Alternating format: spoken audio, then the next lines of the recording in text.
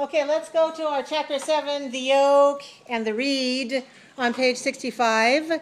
And let me give you a preview of the sounds that we're going to practice in this lesson.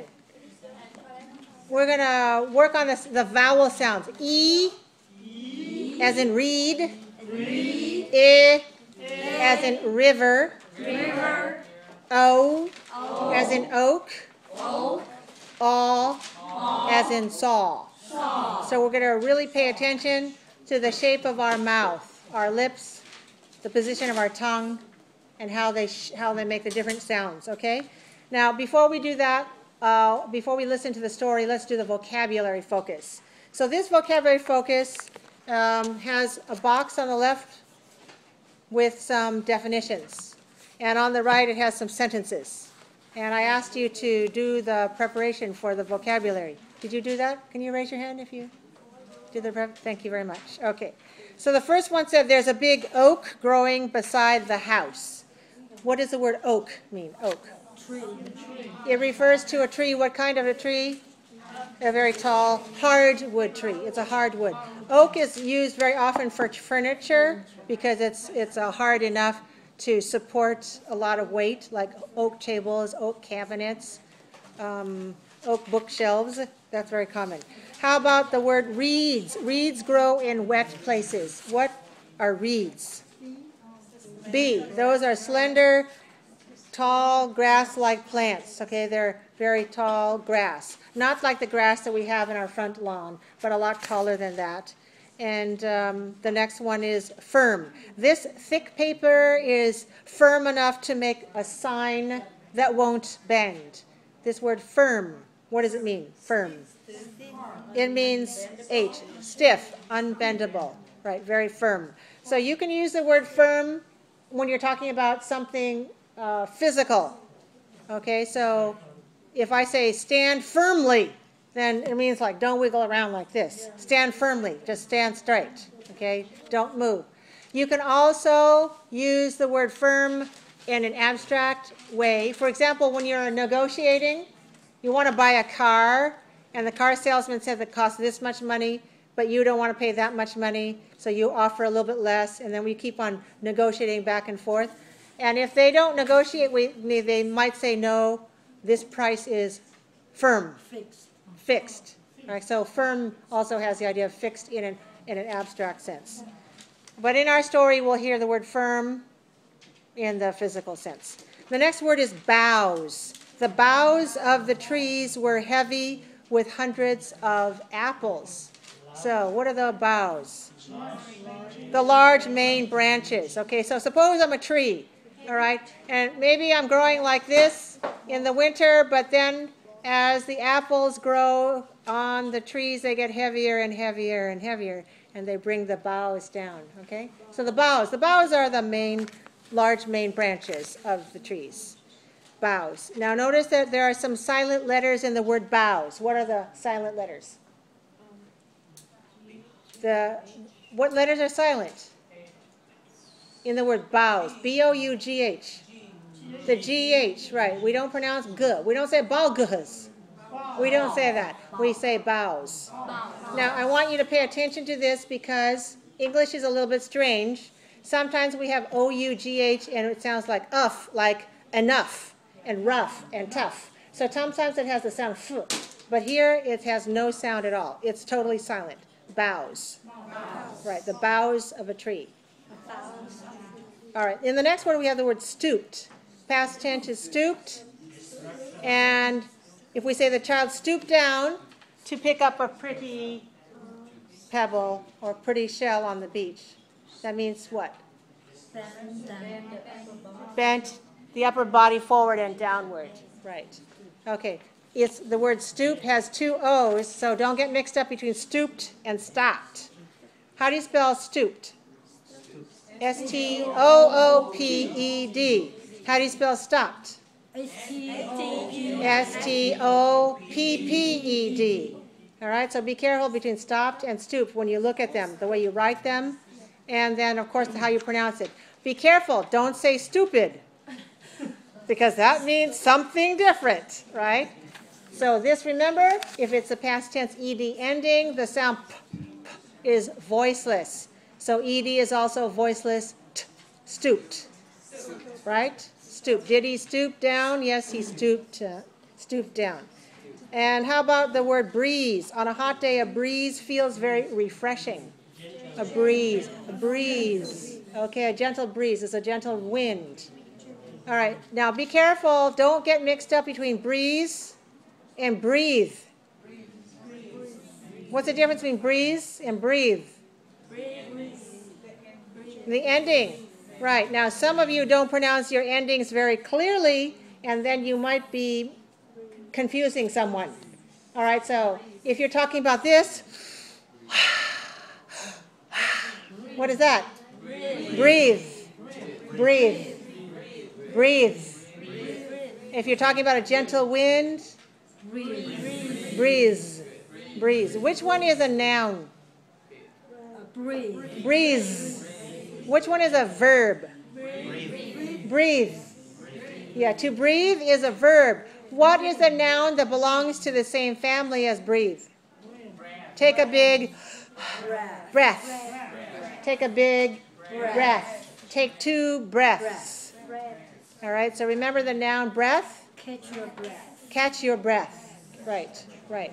The verb breathe, distinguish that from the noun breeze as a gentle wind. The next word is lightning. When the storm came, the sky was filled with lightning and thunder. What is lightning? Flash of light from the sky. Okay, when the clouds crash into each other and cause the electricity to come out. Yes, lightning. Now, let me see how your N is. Ning, ning. And the difference from L and N. O is oral, N is nasal. Light, ning. And we have the ning and the ng here, right? So we have 2 nasals. But the first one is not nasal. So don't say lightning, say lightning. Lightning. Lightning. Okay. Did you see the lightning or did you see the thunder? See the lightning. You see the lightning and you hear the thunder. Thunder or thunder? Thunder. Thunder. Thunder. Right. You hear the thunder and you see the lightning. Right. Okay. And number 8, the word is swayed. The wheat swayed as the wind blew back and forth. Swayed is the past tense of sway. Swayed means?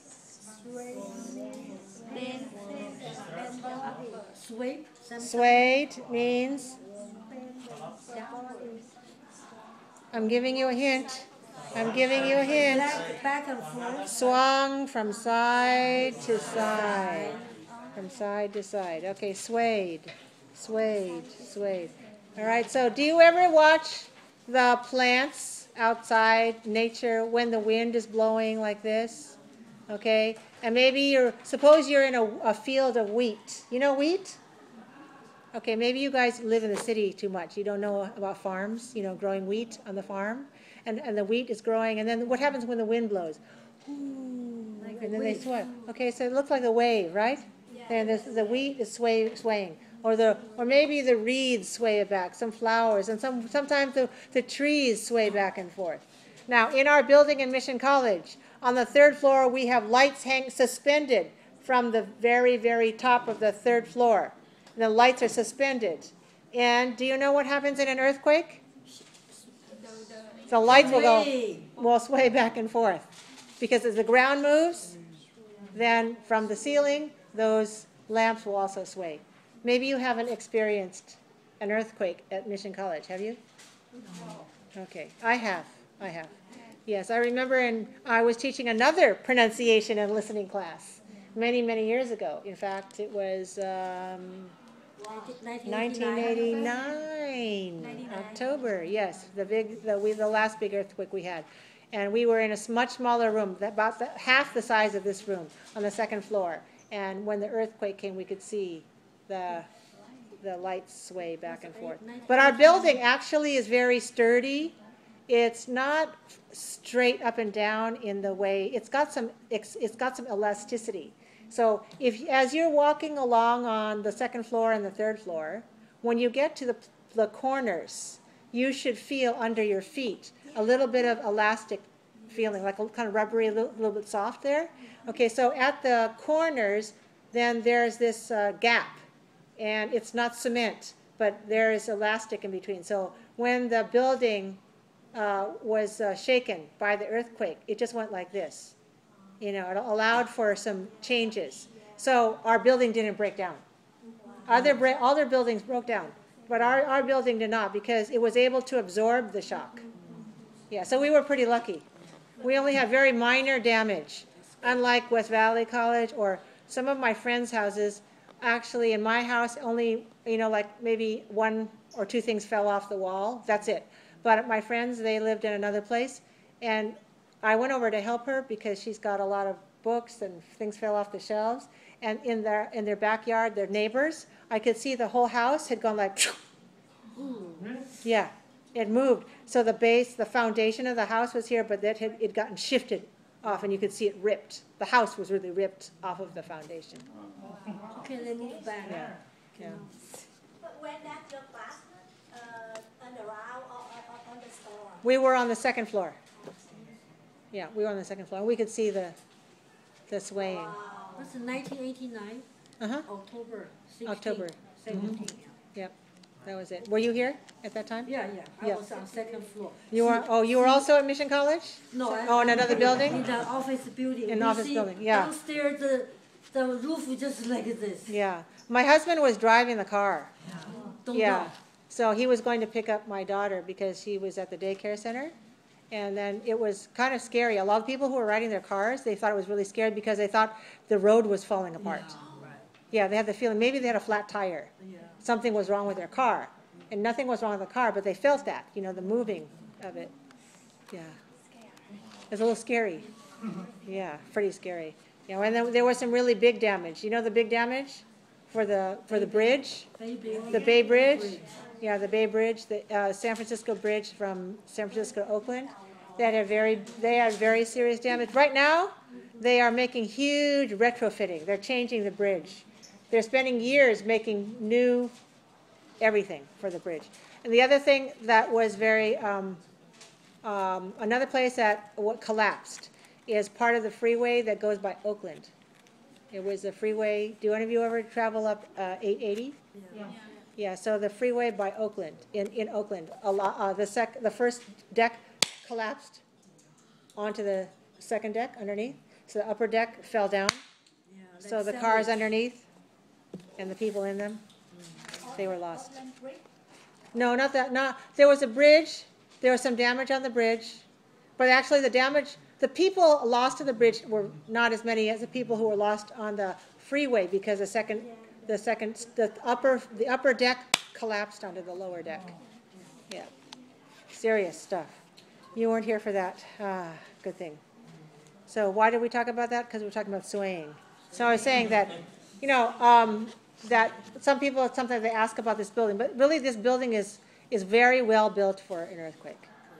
Still, they're going to tear it down. You know, they're going to tear down this building Yes. because we're going to have some new buildings coming in. So we'll have some new buildings coming in because it's hard to change. Ever since those earthquakes, all the rules, all the laws have changed about earthquake safety. So everything for all the engineering they've made enormous changes in all the rules and regulations, the ordinances about how to make buildings. So the building we're in right now cannot be retrofitted anymore to meet today's standards. They met the standards of many years ago, many decades ago, but not today's standards. So at first we thought we were going to renovate this building, but now we know it's not possible to do it. So it's going to come down in a couple of years, and a new building will come up. Match the new standard, right? Yeah, matching new standards, and you know, new architecture. It'll be more modern. You know, this place is. Look around you. Old-fashioned. Pretty old-fashioned, right? We could stand to make some, you know, a little bit dark around here. We can stand to have some new modern building. So, don't forget to come back next year and the year after that. Okay. How about the kind kids the swing and the Yeah, so swinging, yeah, if you're swinging, Same word. yeah, swing, you mean swing or sway? 出千 The word swing, S-W-I-N-G, is a verb and it's also a noun. So something that you sit on at the park and you go back and forth, that is called a swing. Yes, W-I-N-G. yes. And also to swing is a verb, the past tense is swung. All right? To swing is the two W-I-N-G two. S-W-I-N-G, swing. Two. To Swing, to swing. And this word is, the new word is sway, to sway, to sway. Okay. How about the word ruin? Mr. Tony died young. It was alcohol that caused his ruin. Ruin here means destruction. Destruction. Okay. Is this word a noun or a verb in this sentence? Noun.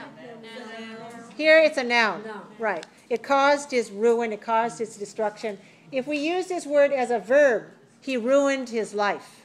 He ruined his life. Okay, so you can say he ruined his liver. He ruined his lungs. Something like that. You know what I mean? Yeah. For example, my father-in-law. I think he ruined his lungs by smoking and smoking and smoking and smoking until he got lung cancer and died. Sometimes you say don't ruin the thing. Yeah, that's a verb. Yeah. Don't ruin my beautiful cake by cutting it and eating it. Just leave it there to look at. No, please enjoy my beautiful cake and eat it and taste it. Okay. Let's try another word. Let's go to the next page, page 86. We have number 10. The word is toppled. While I was fishing, I lost my balance and toppled into the lake. So fell forward and lost balance. Okay, so when something topples, that means it loses its balance and falls over. Okay, if a person topples, if buildings topple, so sometimes they topple because of an earthquake or some other disaster, and that means that they sort of fall upon one another. Okay, toppled. All right, so that's the word toppled. Number 11, the word rim. The rim of a cup is bigger than the rim of a bottle. Which is the rim? Rim is not, what letter? Letter, the outer edge, okay? The outer edge, that's letter M. The outer edge of something round or curved. So if you have a bottle, you have a small rim. But if you have a jar, you have a large rim. If you have a volcano, that's the rim. Okay, so the rim. Also, if you're talking about a canyon, like here, like right there, here's a canyon, a deep canyon, like the Grand Canyon. All right, the top edge over here and the top edge over here, these are called the rim. Okay, so for example, in the summertime, my husband and I went to the Grand Canyon. My daughter Tiffany and I, she flew in from Arkansas, and we met her in Las Vegas, and we all drove to the Grand Canyon in Arizona. And the Grand Canyon is a deep, deep canyon in the Colorado River. And so there's a north rim and there's the south rim. So we went to the south rim. Most tourists go to the south rim. But you can visit the north rim also. Those are two places. But it's easier to drive into the south rim. So the south rim means the south edge of the canyon. Right? So the rim is the edge of something. It usually means, something round like a bottle. But it could also be for something that's geographically different shaped. Okay? So how about the next word, mighty? The tree was struck down by a mighty wind. Mighty. Strong, right? Great. Powerful. N, right. Great, strong, and powerful. Mighty. Mighty. Mighty. Have you ever heard of somebody called Mighty Mouse? Mighty Mouse. Mighty Mouse. Mighty Mouse is strong, right? Mighty Mouse is big and powerful. So something mighty means strong and powerful. So you're talking about a powerful wind, a strong wind, a mighty wind. Not a gentle breeze, right? Not a gentle breeze, but really, really strong. Okay, how about the word bowed? At the end of his performance, the singer bowed to the audience. Bowed to the audience. Yeah. Okay. Now, often, at least for European audiences, when the performer finishes, they bow from the waist here. Okay? They bow from the waist. All right? In many Asian countries, to greet each other, You bow your head. To teacher too. Okay? But that's not as common in this country as it is in many Asian countries to bow. Okay? And then oftentimes when we go to church, we bow our head in prayer. Okay? So bow. That's to bow. Okay? So that means to bend over, bend the head down, or bend at the waist. Okay? So in the case of the singer bowed, oftentimes we do it like this, like this. Women, if they're wearing a skirt, they pull the skirt out and they curtsy. Okay, so I'm not wearing a skirt today. I usually wear a skirt, but today I'm not wearing a skirt. So suppose I had a skirt on, I would curtsy. How do you spell curtsy? C-U-R-T-S-Y, curtsy. So curtsy is a different movement C-U-R-T-Y? than bow. The next word is questioned. Questioned. When the bank was robbed, the police questioned several people who were seen running from the bank. What does questioned mean? It means, okay, ask questioned, especially formally or to challenge someone. Okay, so when you question somebody and you ask somebody questions, it's not exactly the same meaning. If somebody questions me, then that means maybe it's formal, like a police report. Okay, maybe the police questioned me, and I have to give, and then they're writing down all these notes and they're putting it in their report. Could be that meaning. Also, if you questioned me, maybe that means you doubt that I'm saying something right. So you're challenging me with your questions. So that has a different meaning than just to ask a question. Asking a question is very neutral. You always ask questions. You ask all kinds of questions. But you told me you came home at 10 o'clock last night. I went to your bedroom, you weren't there. So I might ask you a bunch of questions. I might question you about your actions and your activities and your whereabouts, because I'm challenging what you said because I think it's not necessarily right. Okay, so that's the word questioned. Can be used in those two different ways. All right, here's the next word, superior. Superior. I think you know this word, superior, right? Dean's average in the class is 95%, and Joe's average is 78%. Dean's grades are superior to Joe's. So what does that mean? Higher. Higher than, right. Higher than, better than, higher quality than, right? So if something is superior, superior to. What is the opposite of superior to? Inferior to, right, inferior to. If something is inferior to, it is lesser, lower quality, not as good as. Okay, superior, then it's going to be better quality, higher, a greater number. All right, how about dignified? Dignified. When our professor is lecturing in front of the class, he acts in a dignified manner. When he's among his close friends, he behaves in a more informal and relaxed manner. So dignified is more serious, okay, more formal and more calm, okay? Yes, that's dignified. Now, this is the ED ending. ED ending. What is the ending sound? ID. ID? No. Try again. Just duh. Just the voice duh. For example, the base form is dignify, and then we add a duh. Dignified. Now, I'm not talking about spelling. I'm just talking about sound, right? Dignify, duh, right? Just the duh is the end of it. Dignified. Of course, if we're talking about spelling, we have to change the Y to IED, right? Now, dignified is the past participle. This is regular verb, dignified, dignified, dignified. We have many past participle verbs that are used as adjectives. For example, tired. Tired. Are you tired? This is an adjective. Yes, I'm tired. It's not a verb, it's an adjective. Tired. Yes. Are you dignified? Is he dignified? This is an adjective. So many of our adjectives look like verbs, but they aren't. They are the past participle form, which can be used as an adjective. Okay, how about the word humble? Although Peter is very clever, he does not try to make other people think he's important. He acts in a humble manner. Humble. What does that mean, humble? Low key kind of. Okay, kind of like modest, right? Meek, acting in a way that doesn't show you're better. If you act humble, then you don't show off and say you're the best. You always trying to make little more, make yourself or your accomplishments lower. You don't try to push yourself forward. So humble is like the word modest. Yeah, do you know the word modest? M-O-D-E-S-T, modest, humble. So do you know any people who say, oh, no, I can't play the piano very well, but they really play beautifully? Do you know any people who do that? Yes. Yeah, so they're humble, and they don't, want to brag about how well they do things. Okay, how about the word pride?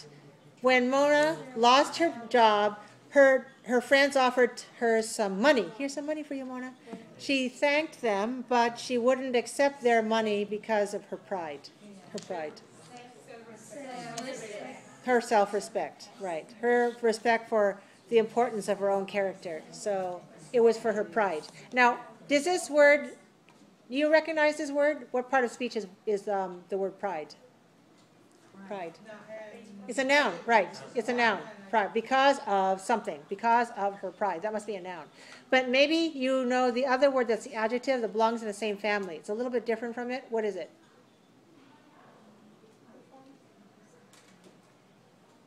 The adjective form. Proud. Right. So be careful because this word proud belongs to the same family as pride, but it doesn't look like it's the same word. Remember some sisters and brothers looks the same, and then some sisters and brothers look a little bit different? Well, they both have pr, and they both have d. But that's all. Pride is a noun, P-R-I-D-E. Proud is the adjective, P-R-O-U-D. Proud. Proud. Yes. Yes.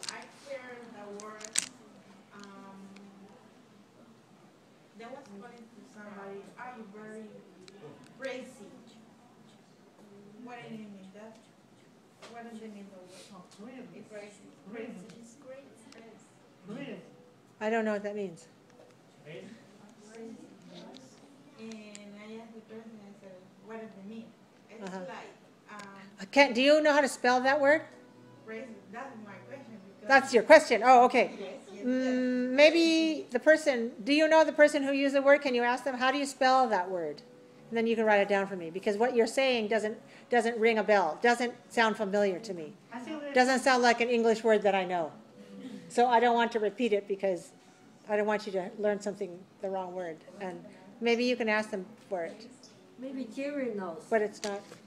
Maybe it's P-R-A-I-C. P-R-A-I-C.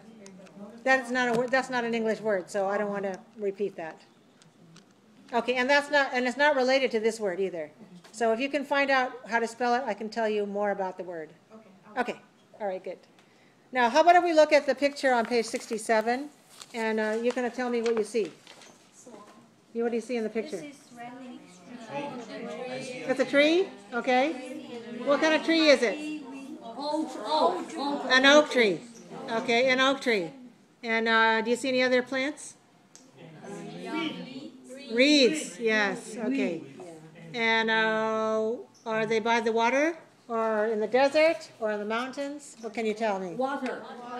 On the water, okay. And it's raining, okay. And is it raining hard? Yes. Okay, can you see, is the wind blowing or not? Yes. How do you know the wind's blowing?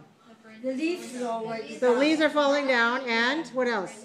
The roots will come out. The roots are coming out, okay, good. And what else? And branches Which overgrow. way are the raindrops falling? Are they falling down or across? Do you see the angle? Yeah, from see the angle? east to the west. So how come the raindrops are not falling straight down? They're going at an angle. Why are they going at an The angle? wind. Okay, because of, The wind. not for, but because of the wind. Because of the wind. Okay, so the wind is blowing the rain at an angle, right? It's blowing the rain at an angle. So there, it looks like it must be, what kind of a day? Hurricane. A hurricane, possibly. What is a hurricane? Typhoon. Okay, we're talking in English now. Typhoon. Yeah. What is a hurricane? Okay, it's a special kind of storm where there's a lot of strong wind that goes around in a circle. Okay, I don't know. I don't see anything going around in a circle here. I just see things going down at an angle. So it might be a kind of a rainstorm. A rainstorm. Okay. Now, does it look like does the oak tree look like it has any facial expressions? Yeah, old man. Okay, that's not an expression. What is an expression? feel a lot of pain. Feels a lot of pain. Yeah. Okay, look like a painful face. Yeah. Okay. And does he look peaceful? No. No, Stress. no. Look stressed. Yeah. Like you? Stressed? Okay. How about the reed? Look smiling and No. happier? No. Happy? Okay. More peaceful? No. Okay. Everyone disagrees with Dorothy has her own glasses that she's looking through. So how many of you think the reed looks more peaceful? Anybody think so? No. Okay. Yeah. Smiling? No. Yeah. Crying. Okay. All right. How about you don't look at your book anymore? Just listen to my story. Okay. So I'm going to tell you the story. And I'm going to tell you the story of the oak and the reed. So this is a story, and it's what do you call that kind of a story? Like the first one we heard? Remember the grasshopper and the ants? Yeah. What do you call that kind of a story? Do you remember? I'll give you a hint. Starts with an F. Has 2 syllables. It's a 2-1 word. What's the word? This kind of story is called a Fable. fable. Fable. Fable. Remember that word? What is a fable? Some story. A story Something. that has Some meanings. a moral. A moral. A moral. What's a moral? The moral of the fable. The moral of the story. What does that mean? Some sort of lesson. Some sort of life lesson. All right? So the moral of a story is a life lesson. It doesn't just say from the beginning to the end, but it has meaning. It has a meaning. So this fable is one of the fables by Aesop and has been told in many languages all over the world. And the reason it's told from one generation to the next, to the next, to the next is because it has a moral. It has a lesson for all of humanity. It doesn't matter. It's not like attached to a particular generation, right? And just like many fables, you have something inanimate, in this case, a tree, right? An oak tree, and you have a reed, and that they are the characters in the story. Now, the last time we had a fable, what were the characters? We had a grasshopper, Ants. and we had the ants. Okay, at least those were animals. They really did have life. These two are not animals. They are living things, but these are they don't. Yeah, they're plants, right? They're plants. But the fables can have characters that are not humans. In fact, fables usually have characters that are not humans, so they're not like pointing at you. They just represent. They represent certain characteristics of human beings. So an oak tree and a reed grew side by side on the rim of a river. And from time to time, they spoke to each other, but they weren't close friends. The mighty oak thought he was far superior to the humble reed, and from a great height looked down on him. "Don't you have any pride?" the oak questioned the reed. "You bend and bow to the lightest breeze. You ought to stand up straight the way I do. No wind can make me stoop or lower myself." Just as he spoke, an awful storm began. Lightning flashed, and a strong wind shook the tree. The oak fought the storm, standing firm for a short while, but his very stiffness caused his ruin. The wind struck hard against him, tore his branches, broke his biggest boughs, and toppled him into the river. But the reed swayed and bent, letting the wind blow over him. And when the storm passed, he was still growing on the rim of the river.